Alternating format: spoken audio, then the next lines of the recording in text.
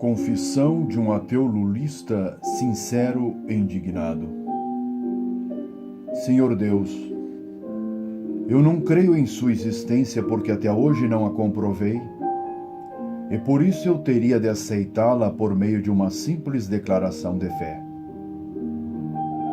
Mas tal afirmação em benefício de um Deus distante e alienador, que mais atrapalha do que ajuda, seria para mim limitar indevidamente a minha dignidade.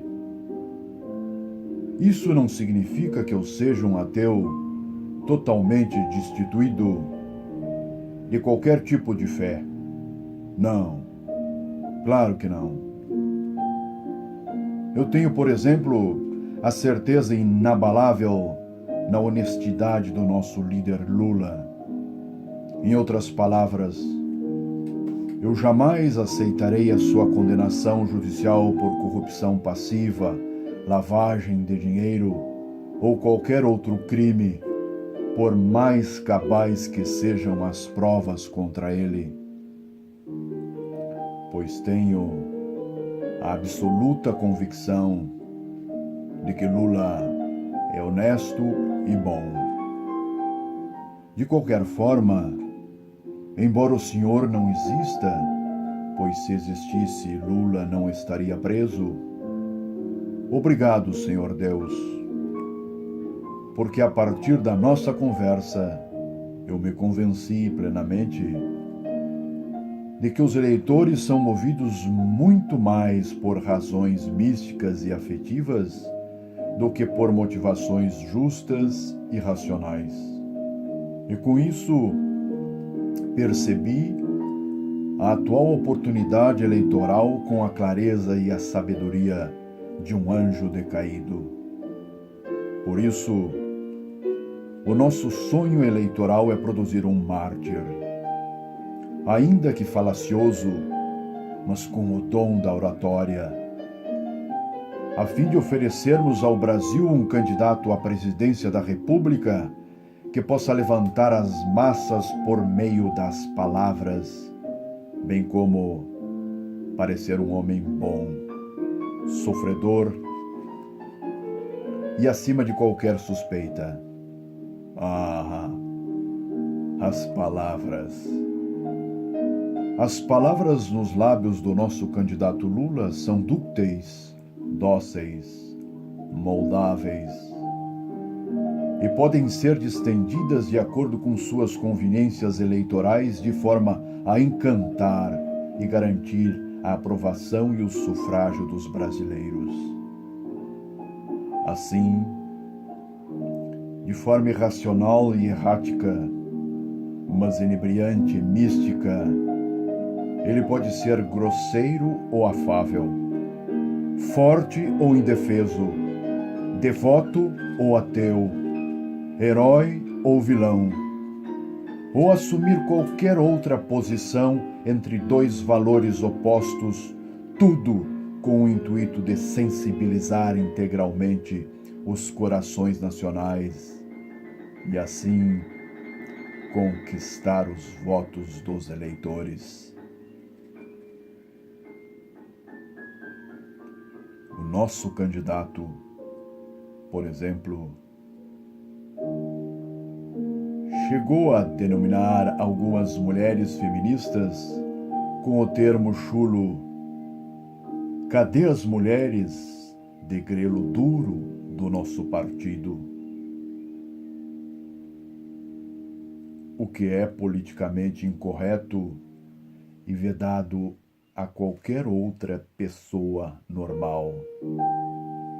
Mas quando dito por Lula, é vendido por nós, que o que ele quis dizer equivale a uma expressão suave, elogiosa e motivadora do tipo: cadê as mulheres guerreiras do nosso partido? Além disso, o nosso candidato pratica a apologia do crime e da violência quando incentiva o exército do Stedley e os movimentos sociais a invadirem propriedades privadas, queimarem pneus e interditarem estradas e ruas. Por sua vez, num tom bem mais acima, os seus seguidores mais radicais apregoam que os adversários devem ser tratados com um bom paredão, uma boa bala ou uma boa facada, e por fim, sepultados com uma boa pá de terra. Mas isso é vendido por nós como um gracejo inocente de palanque sem efeitos práticos, embora muitas dessas violentas ações acabem se concretizando na prática. Com o pragmatismo que lhe é peculiar, o nosso candidato inventou o denominado verbo lular, que é um vocábulo polissêmico e pode significar qualquer coisa que ele queira, de acordo com as suas conveniências e as suas aspirações políticas pessoais. Em uma de suas acepções, lular, em relação à sua condenação criminal, significa impugnar a sentença condenatória a todo custo, ainda que ela transite em julgado.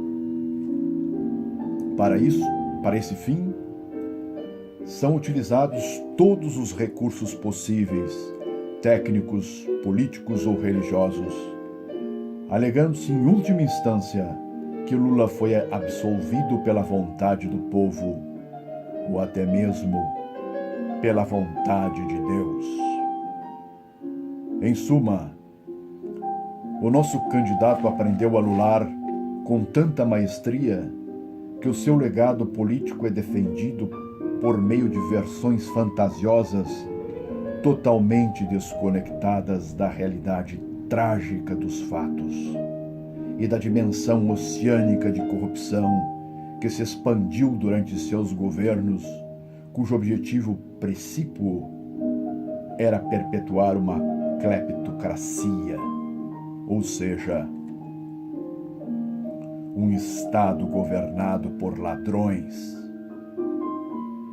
Dessa forma, lular em relação às propriedades dos imóveis do Guarujá e de Atibaia significa que o nosso líder Lula rejeita a condição de proprietário desses bens, ainda que, ostensiva e furtivamente, tenha usado, gozado ou disposto deles com poderes de dono. No final das contas, o nosso candidato e seus seguidores mais próximos enriqueceram desviando recursos públicos, mas mesmo assim conseguem posar como os únicos interlocutores dos mais pobres e consagrar raciocínios jurídicos infantis, mas eficientes no palanque eleitoral, do tipo: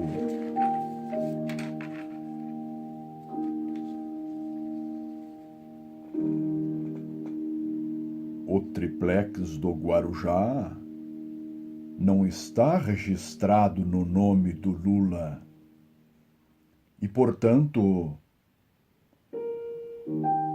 não é verdade que ele o recebeu sob a forma de propina e, por isso, foi condenado sem provas.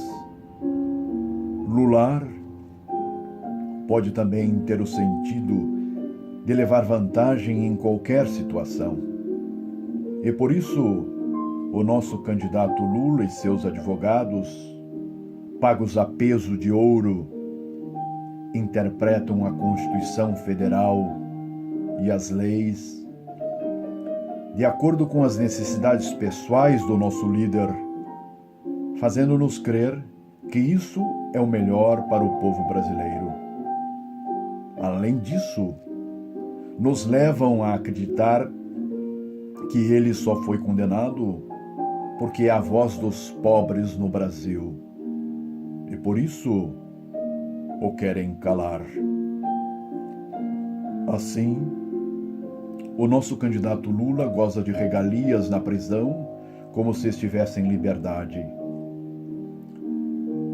Goza de espaço na propaganda eleitoral como se a sua candidatura tivesse sido autorizada regularmente. E, por fim, goza de boa fama em grande parte da mídia nacional e internacional, como se não fosse o principal responsável, por meio de ações ou omissões, pelas fraudes do Mensalão e do Petrolão. Em última instância, nenhuma autoridade é digna de fé se contrariar aos interesses pessoais do nosso guia Lula, pois ele consegue apregoar que é perseguido, criticado ou condenado apenas por defender as legítimas aspirações do povo brasileiro. E o que é pior, as autoridades e os próprios companheiros se acovardam diante das bravatas eleitoreiras do poder midiático e do egocentrismo do nosso líder. Em outras palavras, o nosso candidato é um mestre em tirar vantagem de qualquer situação, por mais desfavorável que ela lhe pareça num primeiro momento. Aliás, ele é despreparado, desrespeitoso, desabusado, desaforado, desagregador, desairoso, desajuizado, desajustado, desalentado, desavergonhado, desonesto, desonrado, desalumiado, desaplicado, desaprimorado, desalmado e desastroso, mas nos parece divino. Lular ainda pode significar silenciar, esquecer ou dissimular a verdade. Desta forma, o nosso candidato Lula e nós mesmos silenciamos, por exemplo, a respeito dos milhões de refugiados da Venezuela, ou damos a entender que esse genocídio promovido pelo ditador Maduro e por nós apoiado ou não denunciado, foi provocado, na verdade, de fora para dentro, pelos inimigos externos da democracia venezuelana, entre aspas. Ademais, qualquer luta política para implantar ditaduras de esquerda ao redor do mundo, com sacrifício de inocentes, de direitos civis, de liberdade política e de eficiência econômica, o nosso guia Lula e nós mesmos alardeamos como uma luta legítima do povo unido pela democracia, embora tais regimes beneficiem sempre apenas um reduzido grupo de tecnocratas e gerem resultados econômicos desastrosos para a maioria, à exceção de pequenos núcleos capitalistas consentidos dentro do sistema pelo governo central. Obrigado, Senhor Deus, por permitir que eu faça parte do projeto de aparelhamento do meu líder e possa me manter feliz pelo simples fato de ter aprendido a realizar a interpretação autorizada do verbo lular. Embora tenha perdido o meu livre arbítrio. Além disso, eu estaria muito melhor se não tivesse sido ensinado a desacreditar dos ideais de liberdade individual e de cooperação social, bem como se não estivesse totalmente acovardado diante das intimidações ideológicas das corporações de esquerda, que me levaram a abdicar de construir a minha autonomia em relação a um Estado centralizador. Em síntese, obrigado, Senhor Deus, por permitir que o nosso guia Lula nos tenha conduzido ao caminho político do rouba, mas faz, que tem sido um mecanismo bem eficiente para manter o poder em nossas mãos, ainda que tenha sido nefasto para os brasileiros. Em outras palavras, embora essa política tenha sido ilegal, imoral e ineficiente, o nosso guia a beatificou com um viés social, pois ele convenceu o povo de que a gente tira de quem tem para dar ao que não tem, o que permite um passo para frente, mas vários para trás. Além disso, obrigado, Senhor, por consentir que o nosso guia Lula nos alerte diuturnamente a respeito da importância de mantermos as políticas de dependência social a fim de fidelizar o voto dos mais pobres. Sabemos que não se pode dar espaço para que outros políticos populistas possam ludibriar o eleitor por esse mesmo troca-troca, pois o nosso líder deve ser reverenciado como o único e verdadeiro salvador do povo brasileiro. E para tal fim, ele mesmo costuma se comparar a Jesus Cristo. Aliás, se Jesus Cristo não existisse, o nosso líder o teria inventado. Enfim, no dia 7 de outubro de 2018, eu tenho plena fé de que Lula,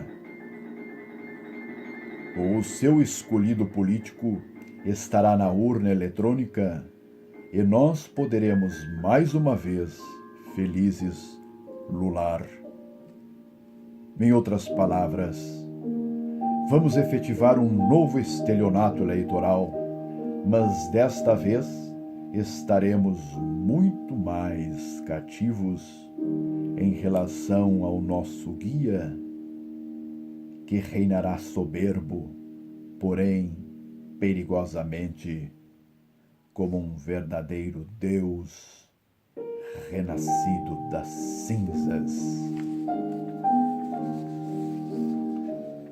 Obrigado, Senhor Deus, por permitir que possamos manter esse panorama eleitoral confuso com a providencial ajuda do Tribunal Superior Eleitoral, que embaralha a cabeça do eleitorado e permite a martirização do nosso candidato Lula, que de forma teatral afirma estar sofrendo mais do que o próprio Jesus Cristo e cria artificialmente estados mentais e emocionais no eleitor, favoráveis à transferência dos seus votos para o vice-candidato. Eu sou ateu, mas por favor, Senhor Deus, permita que o nosso líder Lula seja mantido como mártir até a derradeira hora e pareça realmente um candidato divino diante da maioria do eleitorado brasileiro, para ao fim e ao cabo ele poder transferir todos os seus votos para o seu sucessor político. Por fim, eu poderia dizer até a vitória, Lula, meu divino bandido, mas infelizmente surgiu uma pedra praticamente intransponível em nosso caminho eleitoral, pois um aloprado de esquerda, motivado por esse contexto de demonização do candidato do Partido Social Liberal, atentou contra a vida de Jair Messias Bolsonaro. Ah, Senhor Deus, assim não é possível. Esse candidato do Partido Social Liberal, além de ter a palavra Messias no próprio nome, agora se tornou um verdadeiro predestinado. Se você, Deus, existe, por que deixou que o candidato Bolsonaro, um homem honrado e bom, pudesse ser apunhalado por um maluco de esquerda?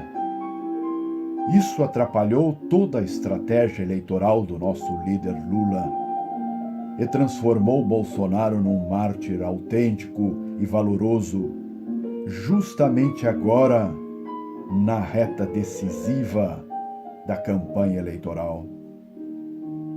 Em minha opinião, o candidato Bolsonaro é honesto e do bem, mas também é um maluco verde-amarelo perigoso para o establishment brasileiro, pois acredita que poderá governar com quadros técnicos, sem indicações dos caciques políticos, e mesmo assim aprovar todas as reformas de Estado com o apoio da maioria dos congressistas. Como os nossos grandes caciques políticos irão sobreviver sem o fisiologismo e as corporações sem o patrimonialismo? Isso será um duro golpe no PT e no PSDB. Além disso, ele pretende utilizar todos os remédios constitucionais do Estado de Direito de forma firme e decisiva contra a violência ilegal das organizações criminosas e dos agentes políticos corruptos. Por isso, fizemos de tudo para desconstruí-lo e vendê-lo como um maluco fascista e violento, mas nada funcionou contra o candidato Bolsonaro. Aliás, o punhal do aloprado penetrou 12 centímetros no seu abdômen, provocou uma grande hemorragia interna, cortou alças intestinais e o levou a risco de vida, mas ele está mais vivo do que nunca e parece indestrutível. Senhor Deus, eu sou ateu e portanto não entendo bem a ética divina a respeito do conflito entre o bem e o mal. Em outras palavras, se você, Deus, existe e o bem prepondera sobre o mal, por que permitiu que o candidato Bolsonaro, um homem honrado e bom, pudesse ser apunhalado nos braços do povo sem qualquer chance de defesa? Por outro lado, se você, Deus, não existe e o bem e o mal estão por conta própria no mundo, por que Bolsonaro sobreviveu de forma tão milagrosa? Em suma, Senhor Deus, do jeito que vai, o candidato Jair Messias Bolsonaro, esse maluco verde-amarelo, vai vencer no primeiro turno.